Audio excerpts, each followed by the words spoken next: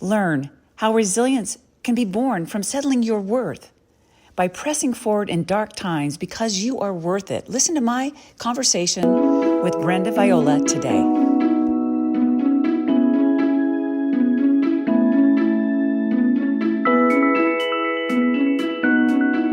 Hi, Brenda. Thank you so much for joining me on my Choose Courage podcast. It is such an honor to have you. And I love the name of your podcast, Choose Courage, because it really is a choice. Really great. Thanks for having me. You're welcome.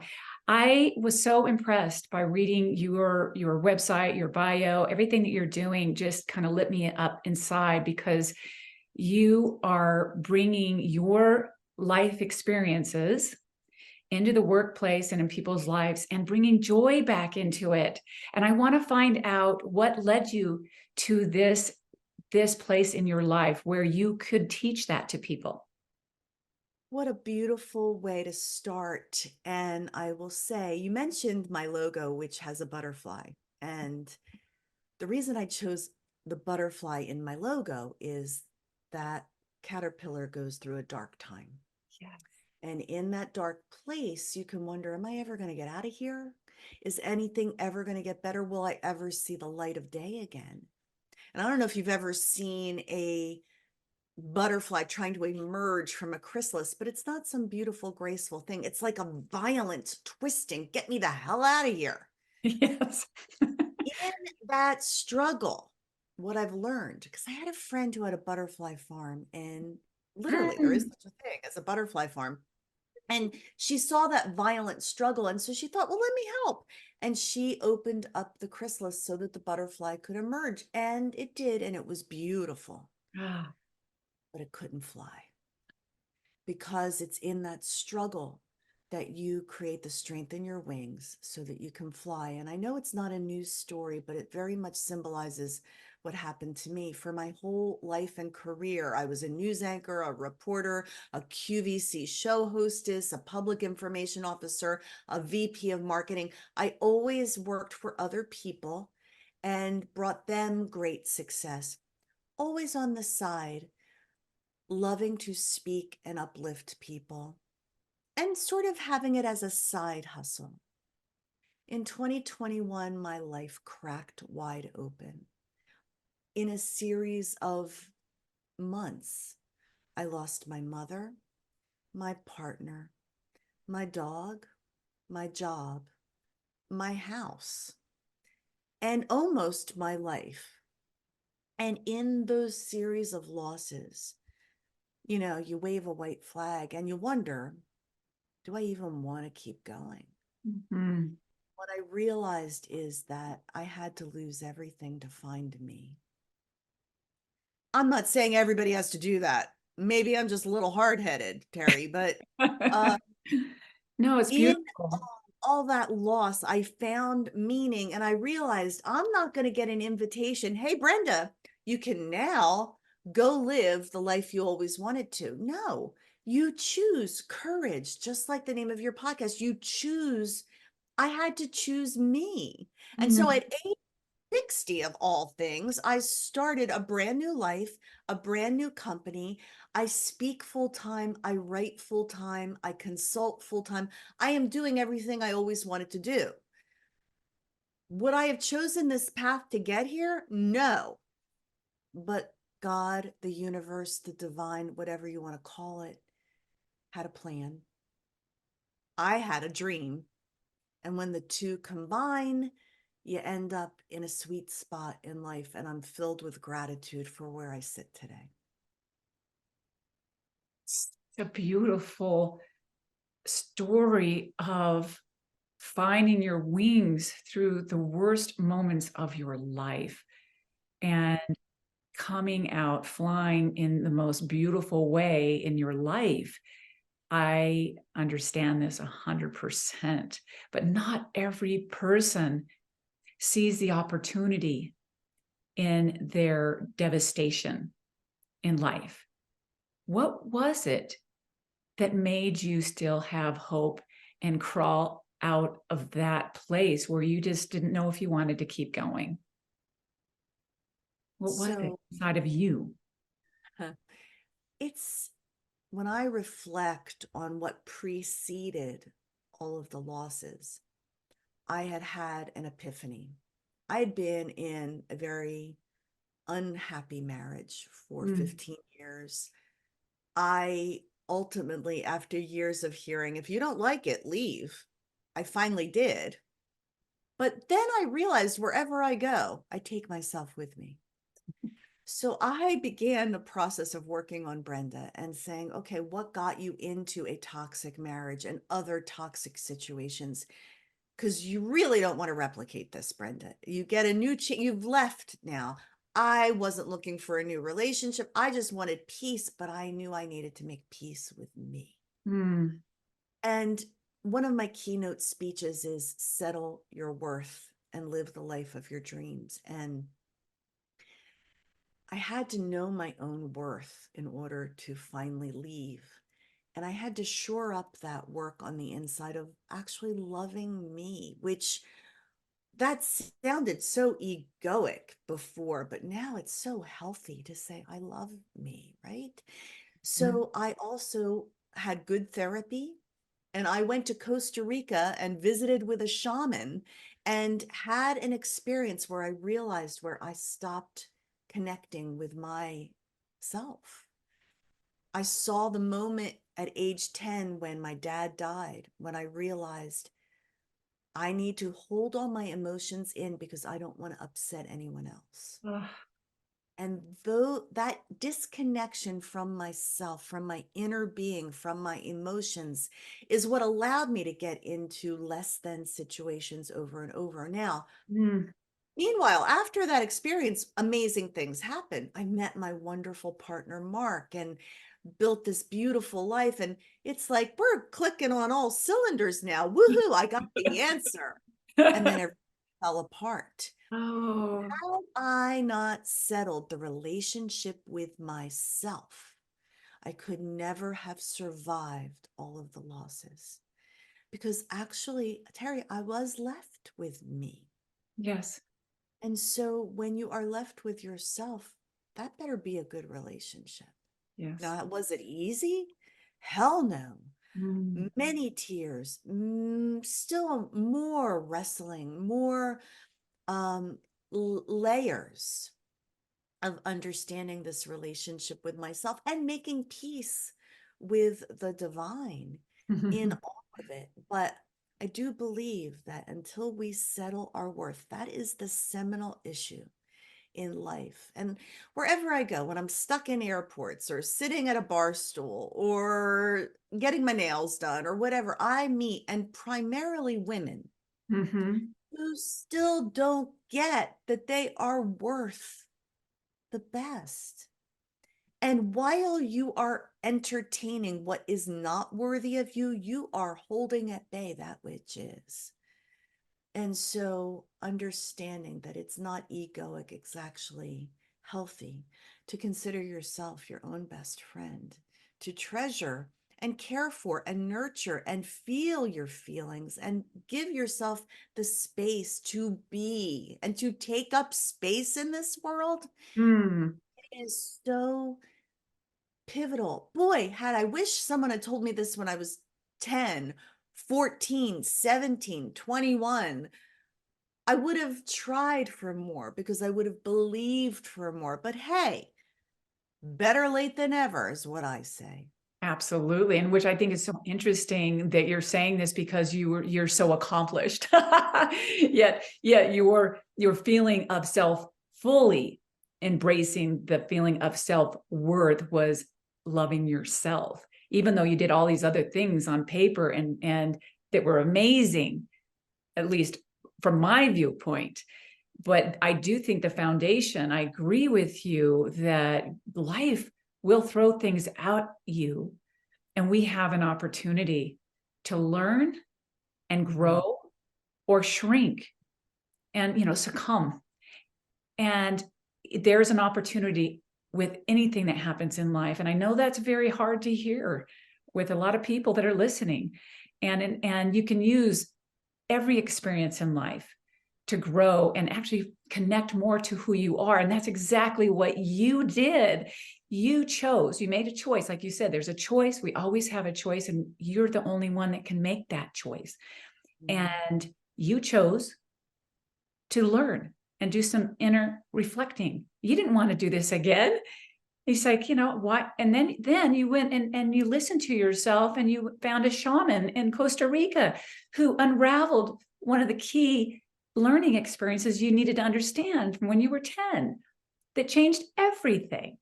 But none of that would have happened if you didn't listen to yourself and did the inner work, which is a loving act toward yourself. And it starts there. Thank you for your gracious, you get it, right? And I appreciate your kind words, but your insight there was, I want to go back to that because you're like, you accomplished so much. Mm. It was because I was trying to prove my worth. Ah. So it was a toxic fuel. Mm. I was 100 pounds in kindergarten. I speak about this in my Settling Your Worth class. As a 100-pound-year-old kindergartner, you are ostracized and bullied. And so you come up with other skill sets to cajole and entertain and win friends and influence people. Mm. But then it fueled my desire to be attractive. And I starved myself to be thin. And I thought, now that I'm thin, I will finally be accepted and appreciated and popular. So it fueled that, only to get to high school thin, but bullied again. I remember vividly walking up a stairwell and the mean girls gathered on each side of me, barking. Ah. And because I still was not sure of who I was and knew my own worth, I internalized that. And I thought, wow, am I a dog? And here, when I look at photos, it's like, oh, in no way was I a dog. But then I said, I'll show them I will be a great success. So I went to college, got a degree. While I was still in college, I was doing a news program and I had my own talk show on a local cable station. Got my big break on QVC, beat out 10,000 people to be one of their first show hosts. And it was like, finally, I've arrived. But it was all to prove something. Mm. So when 3 months later, I was unceremoniously cut from the on-air talent at QVC, I was shattered because I got my self-worth from how I looked and what I did.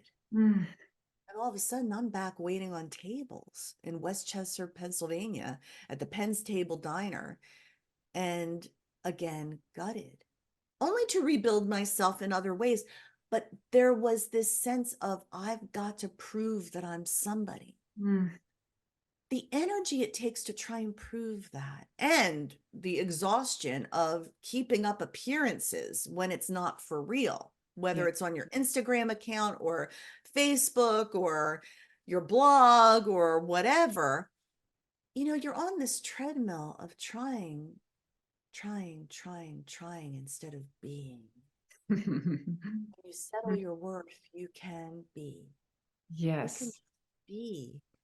And then the remarkable thing that happens is that you attract what's meant to be in your life. You're not striving for it. You are literally savoring it as it comes to you. Mm. Now, do I step out of that? Of course, because I have this condition called humanity. So it's not always this serenity thing going on. But I'll tell you, more often than not now, it is because settling that seminal issue. And I think that there are keys that anybody can apply to settle their own worth if they're willing to do the work, because it's not knowing your worth, it's settling. And settling, the settlers that settled America had to scrape and claw and dig and build and put in new foundations. And so that's why I call my keynote Settling Your Worth. If you're willing to do that work and you are worth it, Mm-hmm. come out the other end making a decision never to turn your back on yourself again. Mm. How I love all this. I'm just soaking it in. It's just a beautiful turning it around, a concept of proving your worth, and how many of us think that who we are is our titles, is our education, our careers, and what we look like, especially women. Women, I think even have more of that, but all women and men do this. And you say, and you ask, who are you? It's really a hard question. Not what you do, but who are you? It's a big difference. And I love what you said about proving your worth versus knowing your worth. And knowing your worth is settling and feeling comfortable and proud of who you are, and that you don't have to do, you can be. I used to have a license plate that said, just be. And people would come up to me and they'd, just be what? And I'm like, oh, you'll get it. One day you might get it. I'm not sure, but it's okay. So this concept of that we have to do all these things to have self-worth, instead of really understanding who we are, and that's the self-worth inside.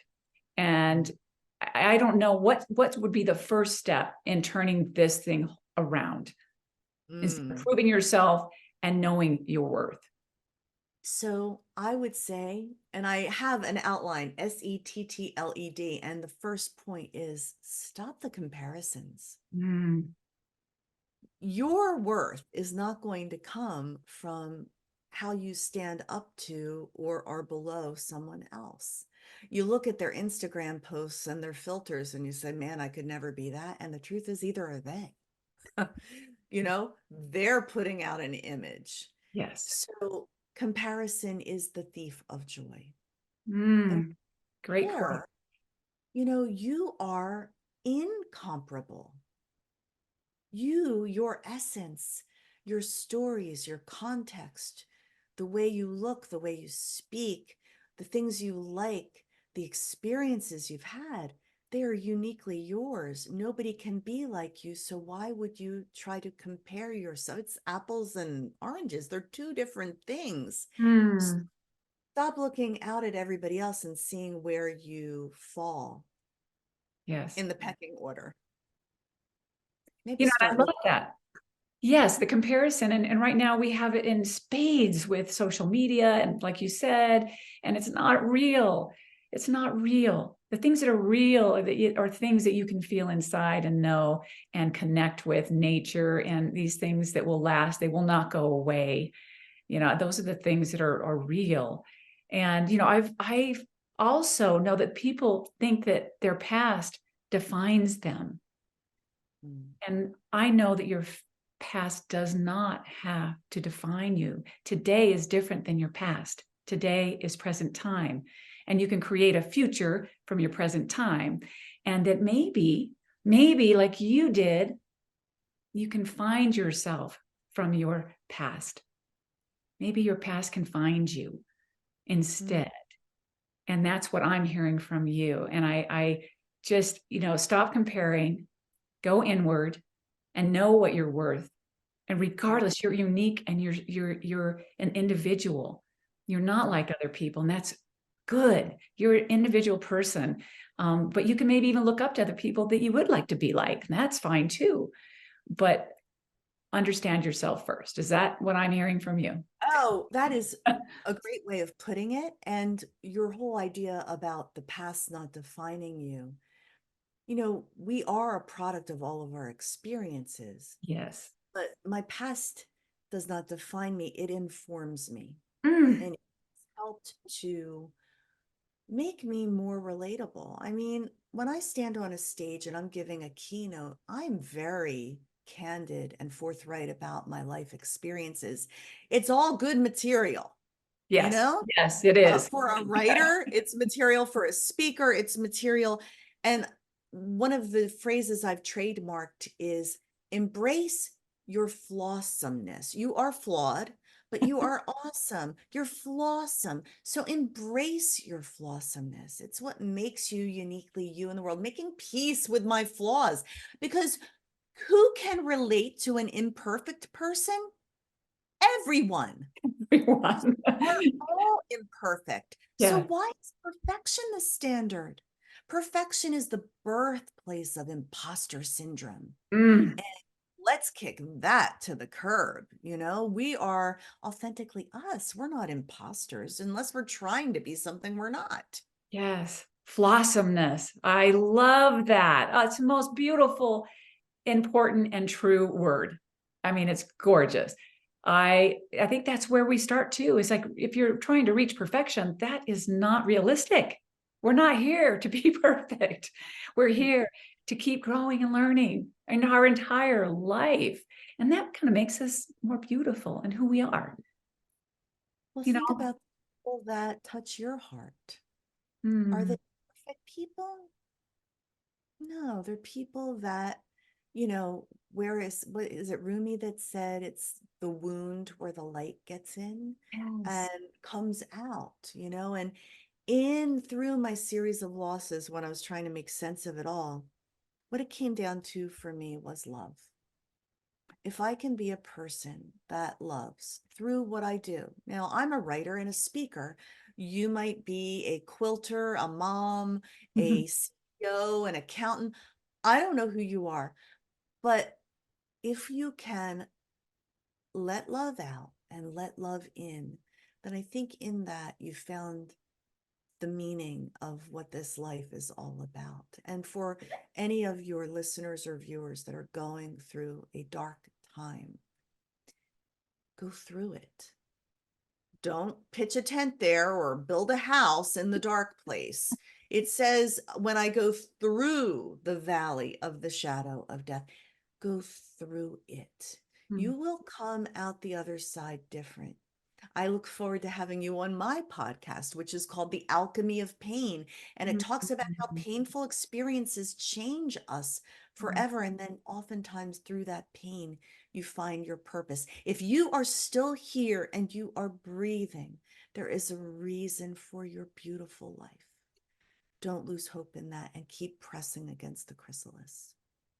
A beautiful message. Thank you so much for shining your light on your experience with us and sharing your beautiful wisdom to help people out there. And, even if it's as simple as, to let love out and let love in and know that you can learn from your pain and your experiences and just start with the love. And that is our true essence, I believe, too. Just make it simple and reach out. I know that we can get a hold of you on your website and social media for you have workshops, you have a book, you speak. I mean, and there's so many different avenues that you are changing lives. So thank you so much for being my guest. And, it is a true honor. It has really touched me for hearing all of your wisdom. It really has. So thank you. Thank you for the privilege. Thank you so much for how you are serving in the world. And I know that you are shining a light for other people in their dark place. Have a great day. Thank you. Thank you.